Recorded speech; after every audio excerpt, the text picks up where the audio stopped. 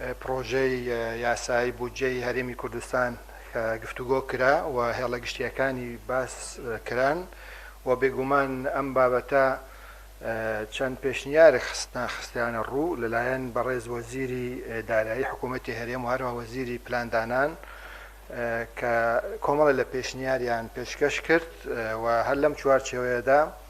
باس لە داهاتی حکوومەت و خەرجی حکوومەت و چۆنیەتی ڕێخستنی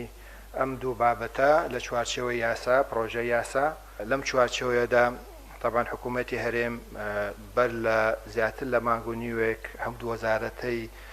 ڕاستپات بۆ ئامادەکردنی ئەم پرۆژەیە و خۆشبەختانە تیم تیبڵێکیان کاتێکی دیاری کرا و دانرا بۆ تەواوکردنی ئەم پرۆژەیە و بەمە هەماهەنگی لەگەڵ هەموو وەزارەتەکان و لە هەمان کاتیشدا وەزارەتەکانمان ڕاستپارت بۆ ئامادەکردنی زانیاری سەبارەت بەو داهاتانەی کە ئەوان هەیەە و ئامادەکردن هەروها پرۆژە بۆ ڕێخستنەوەی ئەو داهاتانە کە بتوانین ئێمە لە ماوەیەکی کووردا ئەم پرۆژەیە ئامادە بێت و بابەتی تر کە پەیوەستە بە خاڵە سنووریەکان مەسەلەی قاچاقچێتیە ڕاستی ئەم بابەتە بابەتێکی گرنگ بوو و گفتوگۆی لەسەر کرا و بەڕێز سەرۆکی حکوومەت هەردوو وەزارەتی پێشمەرگە وەزارەتی ناوخۆی ڕاستپارکەوە ڕێکاری گونجاو و پرۆپۆزەلێک پێشکەش بکەن بۆ ئەوەی بتوانن ئەم